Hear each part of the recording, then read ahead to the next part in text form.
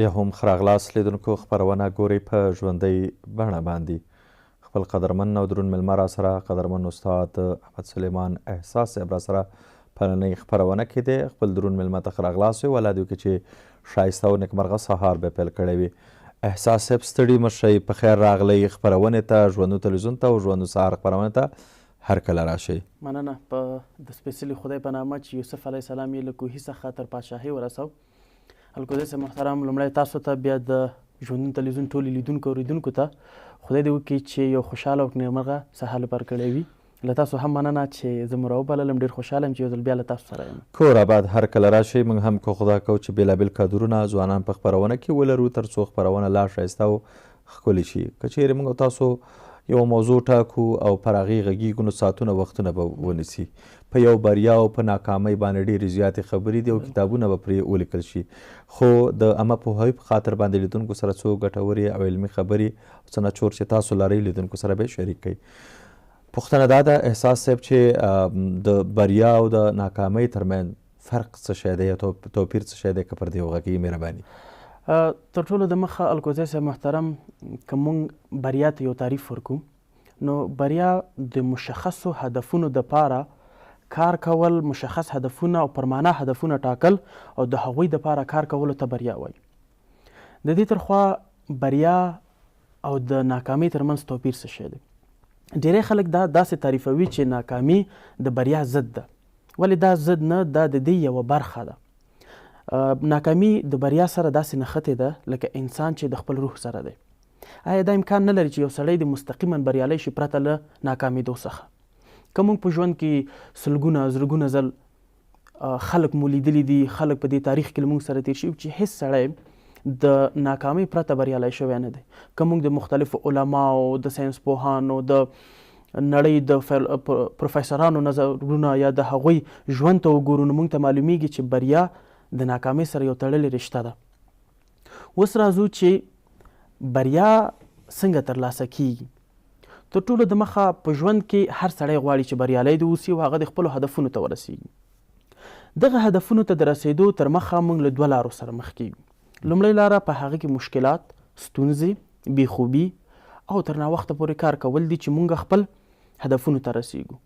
دویمه لاره هغه لږ اسانه ده. په دې لاره کې موږ د راحت هغه سیمه کې چې موږ په انګلیسي کې ورته کمفرټ زون وایو په هغې کې پاتې کېدل، د ژوند څخه خوند اخیستل، ډېری زیات د حده زیات بنډارونه کول، د حده زیات پر چکرونو تلل، دغې ته لومړیتوب ورکول، دا موږ دغه دوه لارې موږ ته مخې ته راځي. اوس د سړي په لاس کې دی چې دا هغه لومړنۍ لاره انتخابوي که دویمه. خو کوم کسان چې بریالي شوي دي هغه د دویمې لارې ته اصلا فکر نه دی کړی. هغوی په خپل کوم لومړني کلونه چې دي د ژوند هغه یې په لومړۍ لاره کې تیر کړي او دغه دویمې لارې څخه تیر شوي. که چېرته موږ دغه دویمه لاره پرېږدو نو انشاءالله تعالی چې بریا به زموږ وي. د دې ترڅنګ بریالي خلک د هغوی خویونه او پر دې باندې هم انشاءالله چې غږیږو. نو بریالي خلک لومړی تر ټولو د مخ الکوزی صاحب محترم هغوی یو ټاکلی پلان لري. یعنې د هغوی پلانونه تیت نه دي. نن وایي چې زه دا کار کوم، بیا سبا وایي چې نه دا کار دومره ښه نه دی، هغه کار کوم. په ژوند کې مشخص هدفونه او د هغوی دپاره بار بار کار کول مهمه دي.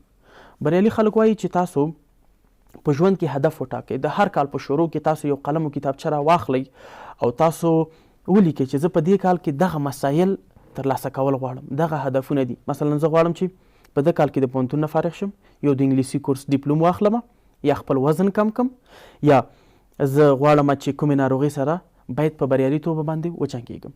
د دغه هدفونو سره هره ورځ سهار کې پاڅېدل او دغه هدفونو ته کتل دي چې زه وایم چې دا هدفونه څومره مې ترلاسه کړي، څومره په دې هدفونو باندې زه بریالی یم، آیا دغه لاره باندې چې زه روان یم، دا کوم هدف چې ما ټاکلی ورته روان یم او که نه یم روان. پر دې مسایلو باندې تاکید ډېر زیات ضرور دی. اوس ډېری خلک دا وایي چې موږ نه بریالي کیږو یا زموږ د بریا کلي موږ نه ورکه ده. هدف دا دی چې څنګه را پیدا کړو دا کلي؟ څنګه دا کلي را پیدا کړو؟ مخکې ما وویلې چې لومړی هدف واضح ښکاره هدف ټاکل ضرور دي او دغه هدف ته قوي کار کول پکار دي. لکه څنګه چې ما مخکې ویلې چې د دې دپاره سختي ګالل دي، ځینې خوښي قرباني کول دي. لکه موږ چې وایو چې بریا د قربانۍ پرته ناشونې ده. موږ به یو څه له لاسه ورکوو چې یو څه ترلاسه کړو. دا په ژوند کې دا یو عامه اصطلاح ده چې هر څه که هغه په رشتو کې اوسي، که هغه په د ژوند په بېلابېلو برخو کې اوسي، یو څه به موږ له لاسه ورکوو چې یو څه لاسته راوړو. نو د بریا دپاره دا ضروري دی چې موږ یو څه قرباني کړو. نو زموږ قرباني په ځوانۍ کې څه شی ده؟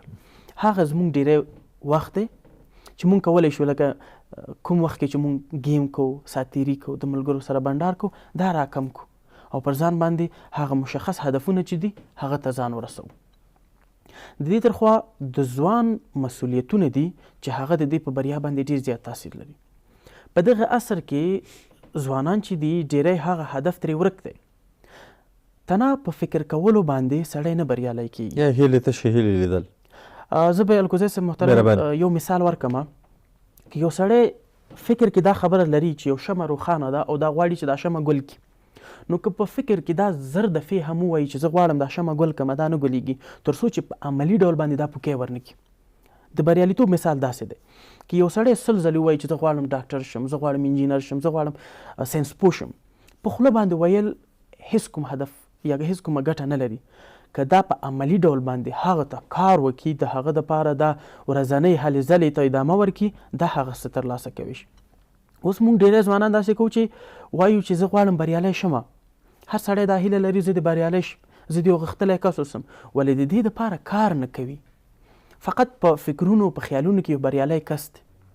ولې که تخیلي نړۍ څخه بیرون راووځو او موږ خپل ورځني ژوند ته وګورو، موږ به یې وګورو چې زه 100% بریالی یم. دا کولی شي چې بیا هغه کس ته دا په ډاګه کړي چې ته بریالی یې او که نه یې. اوس زموږ ډېری ځوانان دي مصروف په بل کار دي، دوی مصروف دي په سرګرمۍ باندې، په ساتیرۍ باندې، په مختلفو سوشل میډیا کې مصروفه دي، ولې دوی په خوله باندې دا وي چې زه غواړم بریالی شم. دا امکان نه لري چې یو څه ته کار ونه کړي. موږ وایو چې هر عمل عکس العمل لري. که چېرته موږ یو څه ته کار ونه کوو، یو څه ته موږ وده ورنه کوو، یو څه دپاره موږ هلې ځلې ونه کړو، څنګه به موږ هغه څه ترلاسه راوړو؟ لکه بل مثال که موږ ورکړو د بریا، هغه زموږ سره لکه د ونې په څېر دی. که چېرته د ونې د څخه مخکې موږ د هغې دانې اچوو، ولې دغه دانې موږ په یو ورځ کې 2 ورځو کې موږ نشو کوی چې وایو چې دغه ونه دې په 2 ورځو کې شنه شي. دا یو داسې سفر دی چې دې ته حوصله، استقامت، غښتلتیا ضرورت ده او د خپلو دغه هدفونو ته ژمنتیا چې موږ 100% د خپل هدفونو ته ژمن یو. اوس ډېری وخت موږ خپل هدفونو ته ژمن نه یو، یعنې موږ ځان سره دوکه کوو، وایو چې زه د خپلې بریا ته غواړم بریالی شم، ولې ځینې بانې کوو، سبا به یې شروع کړم، که بل څه به یې شروع کړم، دا به ښه وي، نن ناوخته دی، سبا نه به پیل واخلم. دغه ستونزې، دغه خنډونو په وړاندې جنګ د بریا وایي. بل مهمه خبره الکوزی صاحب محترم دا دی چې بریا مستقیما د یو څه ترلاسه کول نه دي. لکه زه ووایم چې زه د یو دینداره کس اوسم، دا زما هدف دی، یا دا بریا زه څنګه ترلاسه کوم؟ د دې دپاره زه باید دغه واړه بدلونونه حس کړم چې ما پرون کوم کار کو، هغه ما نن پرېښی، دا د بریا یو برخه شو.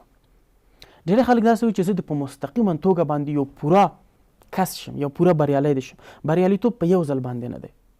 هر کس بریالیتوب د ډېر کوچني خوښیو، د کوچني لاسته راوړنو لمانځل دي. مثلا موږ په ژوند کې یو کوچنی کار کوو، ځان هڅو چې آفرین دا کار دې وکړو، ته نور هم کولی شي.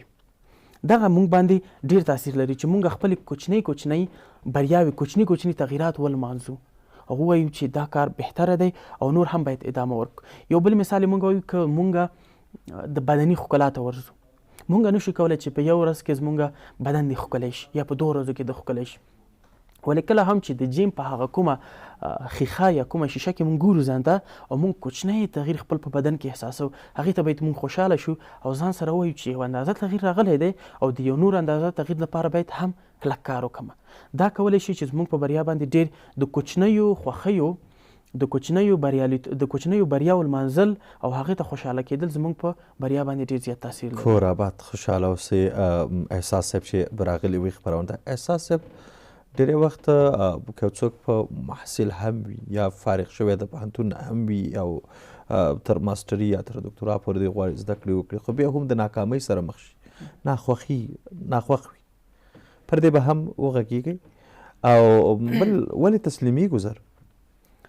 الکوزی صاحب محترم، د علي بابا یو ډېر غټ ویب سایټ دی، د ده خاوند جکما نومیږي. هغه په خپل یو له خبرو کې ویلي دي چې نن ورځ سخته ده، سبا ورځ هم سخته ده، بل سبا ورځ به اسانه وي، خو ډېری خلک د بل سبا څخه مخکې مري، یعنی د بل سبا څخه مخکې تسلیمیږي. الله تعالی په قرآن کې وایي چې انسان پیدا شوی د سختیو دپاره دی، خو د هرې سختۍ وروسته بریا شته دی. بار بار که مونږ دیني اړخ ته راشو، الله تعالی خپله وایي چې لا تحزن، یا په مختلفو لغتونو دا خبره کړې ده چې تاسو مه تسلیمیږئ، تاسو مه خواشیني کیږئ، زه تاسو سره یم. د انسان باید هوډ کلک وسي. د هدف څخه د مخکې کله چې موږ هدف ټاکو، د هغه دپاره موږ یو ستراتیژي، یو پلان جوړو چې دغه توکي دي، د دغه سره مخ کیږم. موږ مخکې ویلي چې په دې کې ناکامي په ژوند کې شته، او په ژوند کې رسک اخیستل پکار دي. یو خطر دی، که چېرته د خطر څخه زه وځم، زه بریالی کیږم. که دا خطر کې زه ناکامیږم، نو دا ناکامي زما دپاره یو درس دی، دا زما دپاره یو استاد شو، زه یې غښتلی کړم.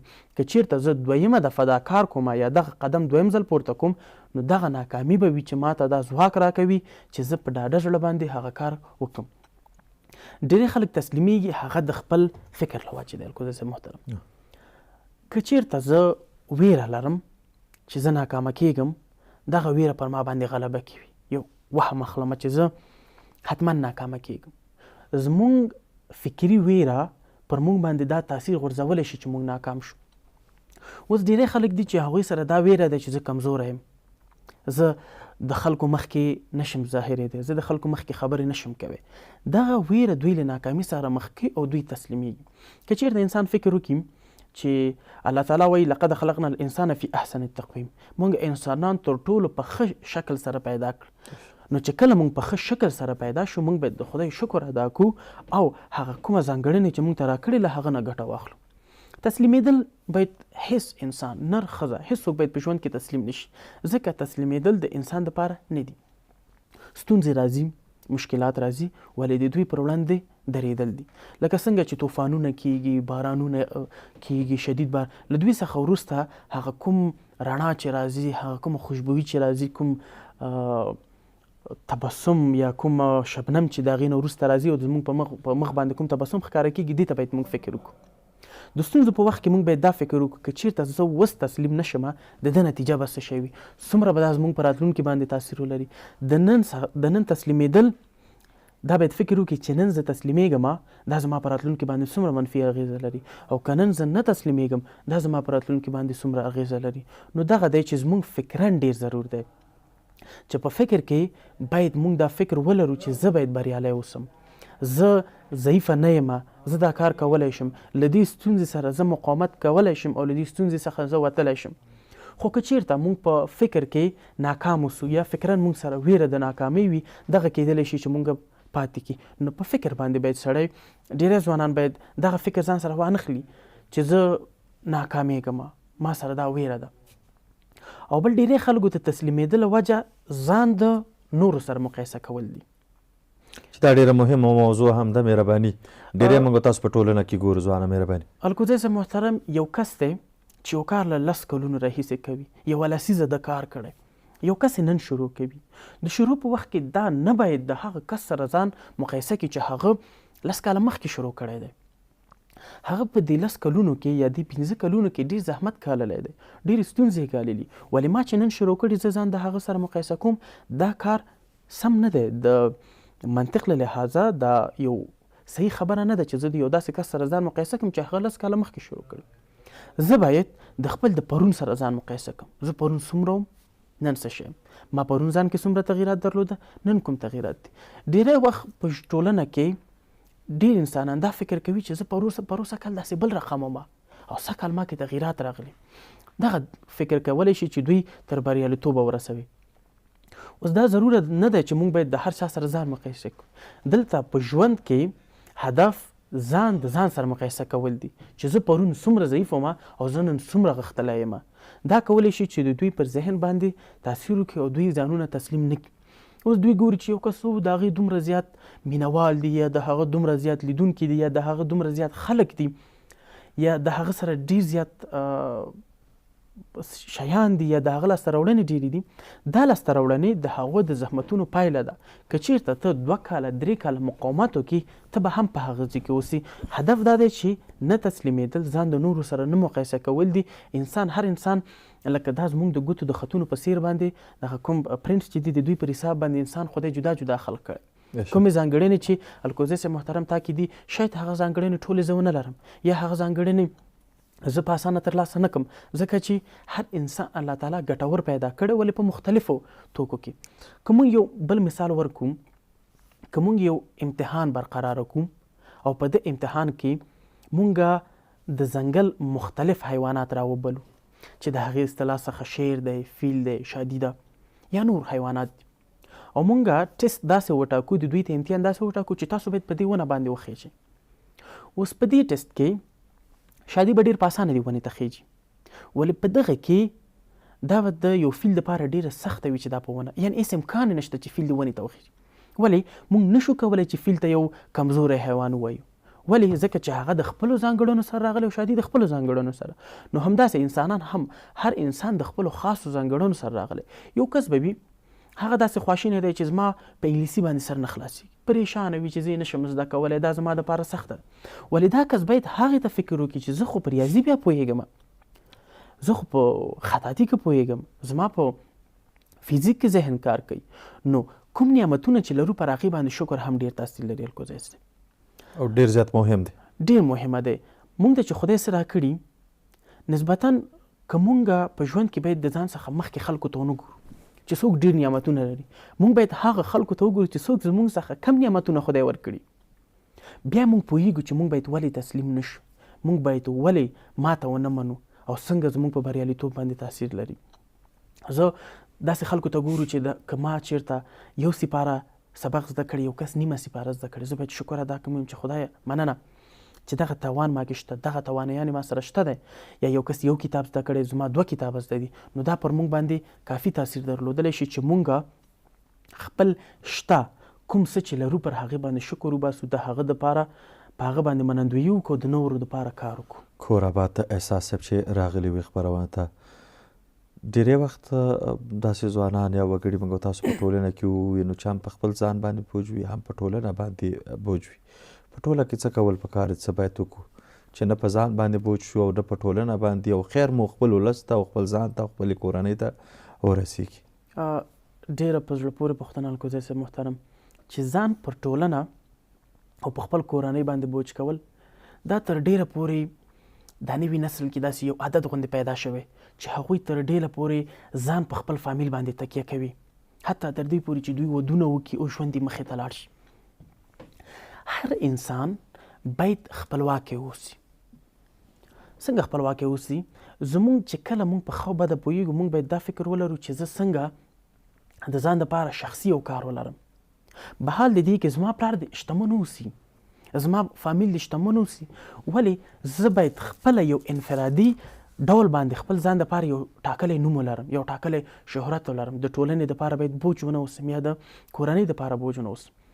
که زه یو مثال ورکړم الکوزی صاحب، بیا راځو په تفصیل پې نور هم غږېږو. که چېرته زما نوم څوک نه اخلي او ما ته وایي چې د فلاني سړي زوی فلاني ځای ته راځي، یا د فلاني سړي ورور فلاني، نو په دې کې داسې زه شوم چې د یو مجسمې نوم ما واخیست، یعنې زه د ځان دپاره هېڅ یو نوم نه لرم، زه په ټولنه کې یو پیژندل شوی کس نه یم. ما ته باید خلک زما په نوم آواز وکړي، او د دې دپاره باید زه کار وکړم. د کار کولو دپاره باید مونږ خپل وخت وقف کړو، خپل قرباني ورکړو. اوس راځو په ټولنه کې د نه بوج کېدلو حل لارې څه شی دي؟ تر ټولو د مخه ما ویل چې هدف ولرو. لکه الکوزی صاحب محترم، زه خپل شخصا ته ژوند مثال ورکوم چې په 2018 کې چې زما عمر کافي لږ، ما تدریس پیل کړ.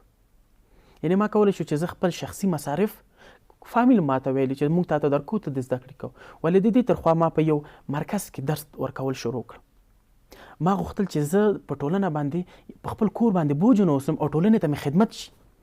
دا د څو کلونو په ترڅ کې ما ولیدې چې ډېری خلکو سره زه مخ شوم، هغوی ته موږ یو دوه ښې خبرې وښودلې، یو دوه څخه موږ زده کړې. نو پر دې کې خپل هدفونو باندې کار کول او بیرته د ټولنې دپاره هم فکر کول دي.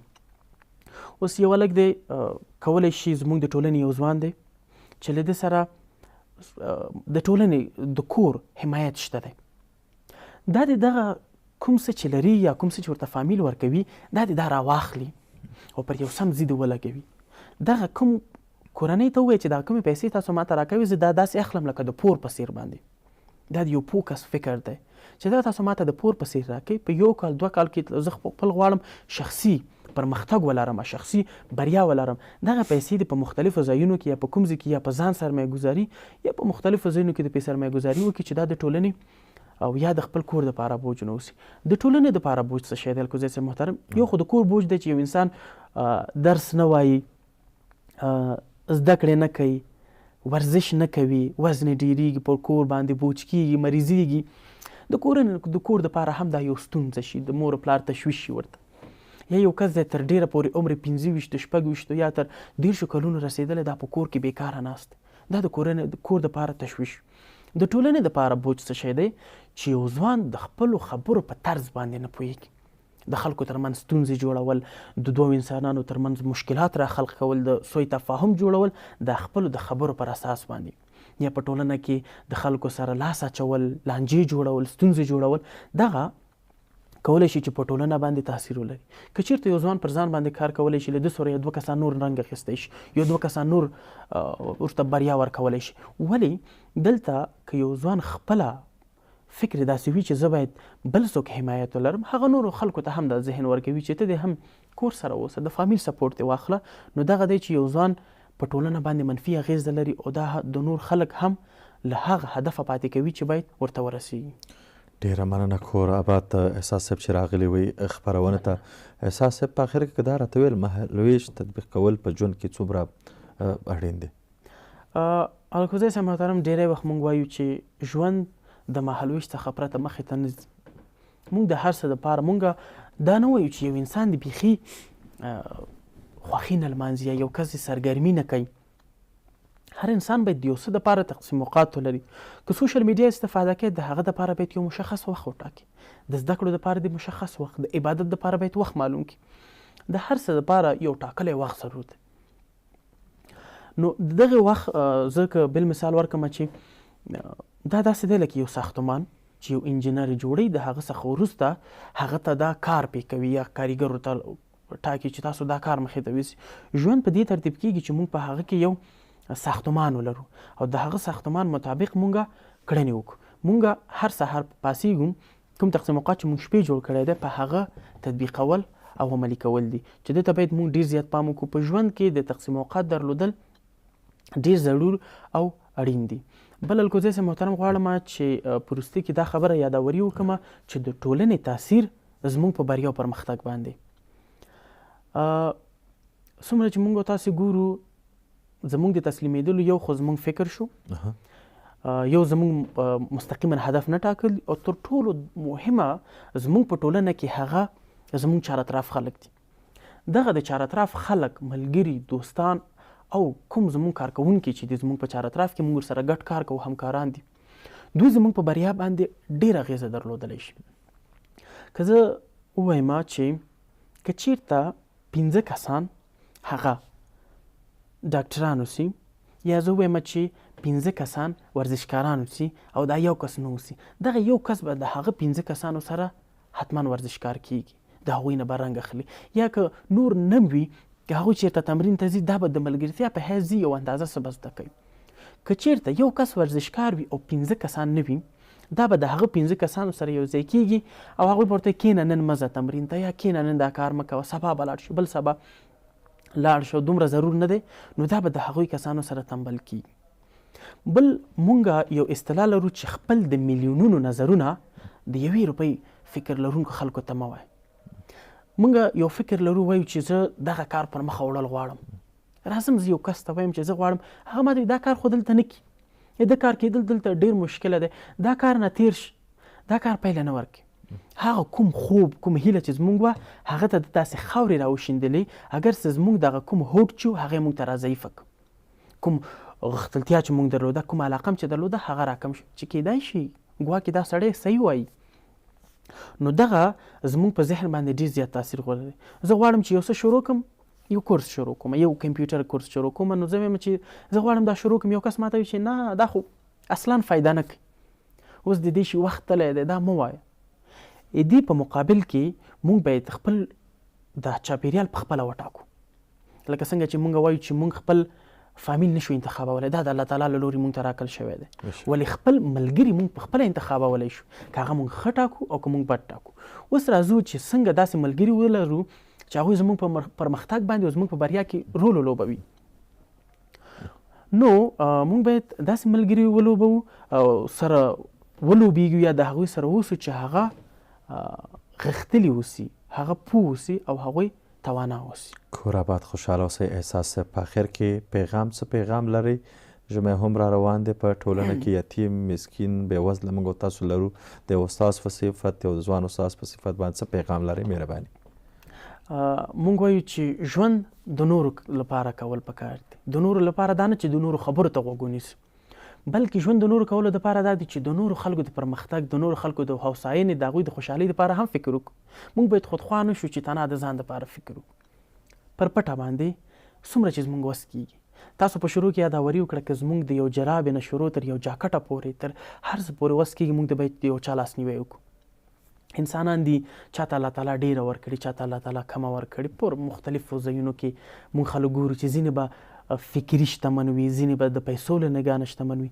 نو له دوی سره چې دغه د ژمي په موسم کې زه د ټولو هیوادوالو څخه هیله کوم چې هغه ستاسو په ګاونډ کې چې کوم خلک دي چې هغوی مالي ژوبل دي، د هغوی لاسنیوی وکړئ، حتی که پر یو لرګي په اندازه هم وي، څومره چې ستاسو وسه کېږي. مهمه نه ده چې تاسو مکمل چاته یو څه وکړئ، که چېرته ستاسو د یو دستمال په اندازه هم چاته مرسته کېږي، د هغوی لاسنیوی وکړئ، ځکه چې الله تعالی هغه خلک خوښوي چې هغوی سخاوتمند وي او هغوی له سخا څخه ډک وي. کور آباد او بهترینه صدقه پیغمبر علیه السلام فرمایي چې اوبه ورکول دي چې انسان ته موږ تاسو ورکو. یو چاته باید په قهر نه شو. ډېری موږ تاسو په ټولنه کې ګورو، په هغوی لاسنیوی په هره برخه کې وکړو. ډېره زیاته مننه قدرمن استاد چې راغلی خپرونې ته، او خپرونه مو لا ښایسته کړله. کور آباد خوشحاله اوسئ.